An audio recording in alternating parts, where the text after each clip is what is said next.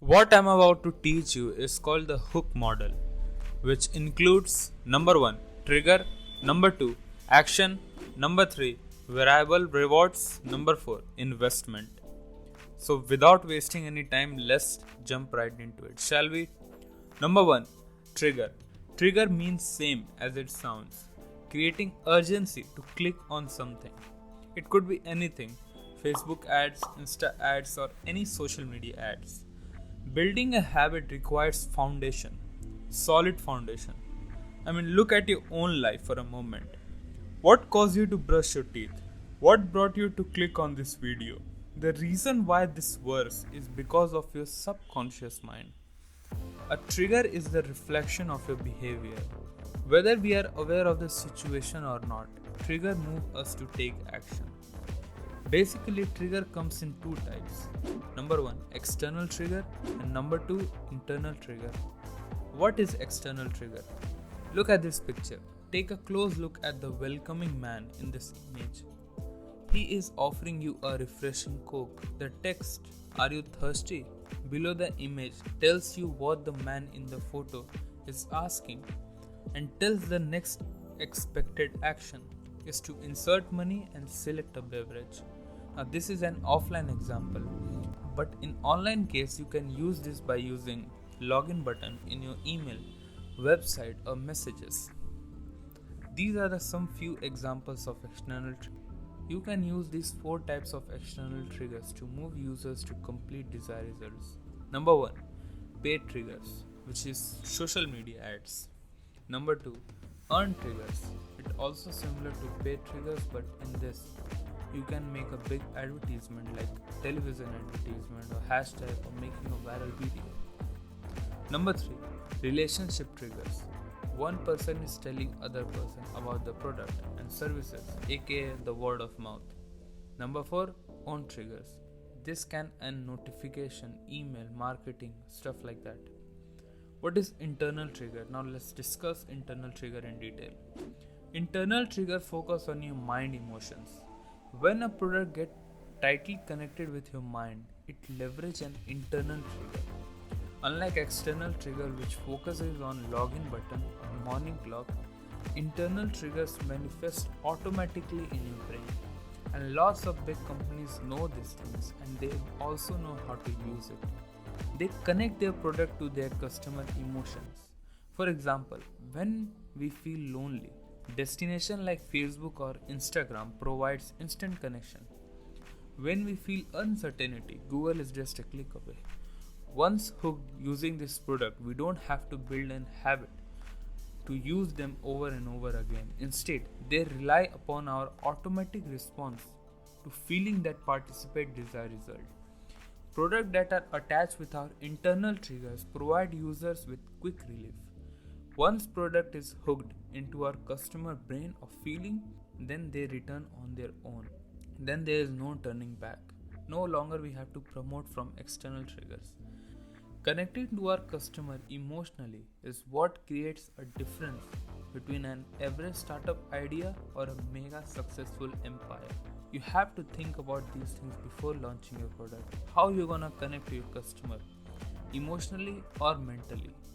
How can you make them come back without putting too much effort into it? You can do this by what I like to call building triggers.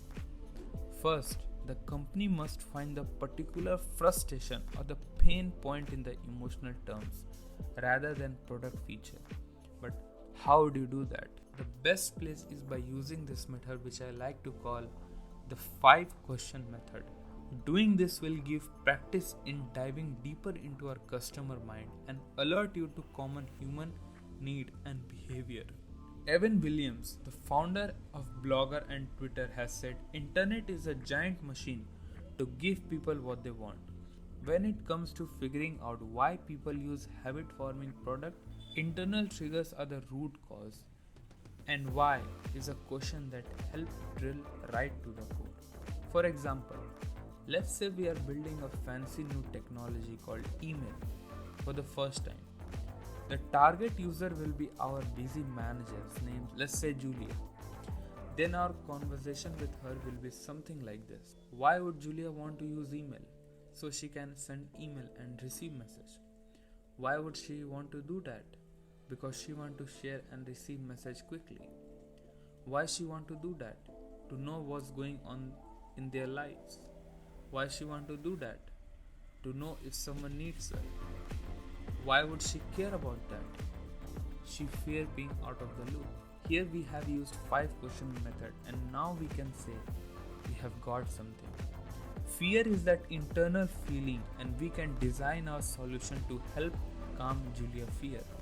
So now you know about the triggers, types of triggers, and how to focus on that. So let's move on to the second point, which is action. The next stage in the hook is the action phase. The trigger driven by internal or external cues inform the users what to do next. If the user doesn't take action, then the trigger is useless. Simple. Remember, our ultimate goal is to convert trigger into action. Action is our end goal. If action is so important, how can a product designer convince their user to take action? Is there any formula out there? It turns out there is. So just like everything else in the world, there are many theories out there related to this. But we are gonna discuss best in the best. The theory is given by Dr. B.R. Fogg. The Fogg behavior model comes of the formula B is equal to MAT, where M stands for motivation, A stands for ability, T stands for trigger. To take any action, we require 3 things: motivation, ability, and trigger. We have discussed triggered a lot before, so not waste any time more in it. We will discuss motivation and ability in detail. In other words, motivation can be called as the energy for action.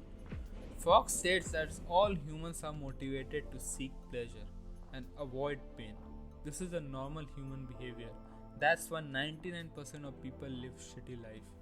To take any action, whether to lose weight or to buy something, we all need some sort of motivation, pleasure motivation. That's why scammers in their video for first few minutes they try to motivate you.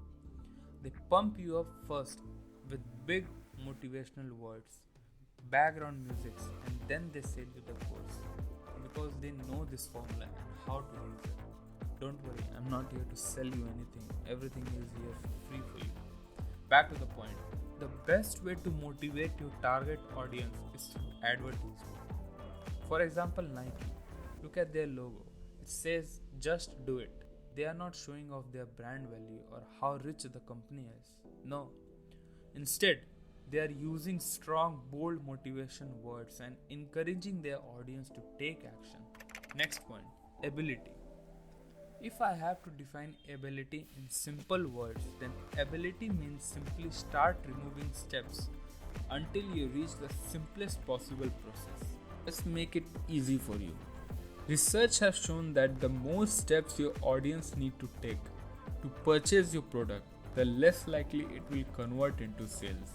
More buying process is equal to less sales, and less buying process is equal to more sales. Remove the unnecessary steps from your business model can be difficult sometimes because you have to be creative in this. Because every page may be linked with something or have connection with something. For example, before late 1990, if you want to start a blogging page, you have to do the following activities. Get a domain, design a website, you have to do DNS setting, find a web hosting, pay a lot of money. But when Blogger came into the market, it changed everything. It literally shifted the culture. It removed all the processes. Just sign up and start posting. That's it. This is what ability is.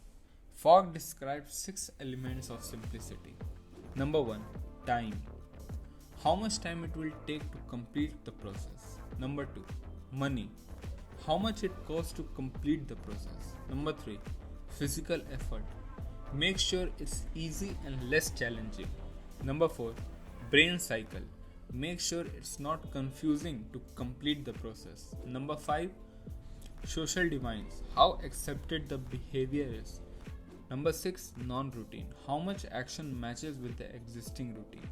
To increase the action, it is very important to make things simple and non-routine. It should not be anything out of existing life. Now the biggest question here is, Which one you should focus more on? Motivation or ability? The answer is simple, ability.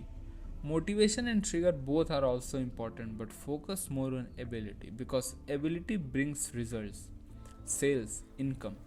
Motivation and trigger both can be expensive and time consuming. Make your product so easy to use and become a champion. But it doesn't mean we will not discuss motivation. There are a lot of other ways we can motivate consumer, which I will teach you here for free. I can't believe I'm giving all these information for free. Hell. Number 1, the scarcity effect. What I'm about to teach you, you can apply this in your website or in business. The scarcity effect something look like this. This create urgency in our customer brain and make it more desirable to the audience. Number 2, the anchoring effect. 30% off, buy one get one free or any other deals. Number 3, the inbound effect. This look like this.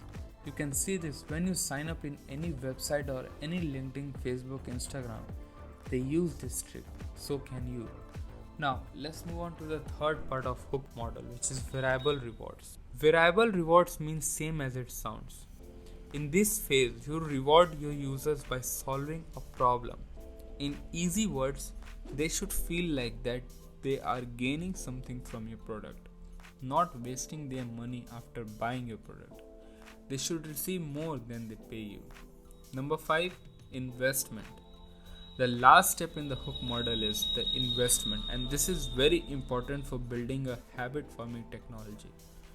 This is basically the step where we want our customer more and more invest in our company or in our product, because it's a fact, the more time our customer will spend in our product, the more likely it will become a habit.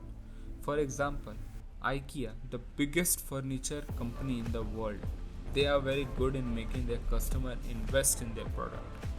Because when you buy any product from IKEA, unlike its competitors who sell pre-assembled product, IKEA puts its customer to work. What this does is it makes them to more and more time with the product, which is called investment to your product. You can also apply this to your own product. You have to figure out on your own way how can your customer invest more and more time with your product so they can develop some connection with that. And remember the two things, it should not some rocket science to make, and it should not after reward, which we have discussed in the past. And that is it, my friend. Go ahead and use this method in your businesses. And remember, if you have any question related to this, you can contact me on Instagram. I'll try to clear it out there. See you in next video. Peace.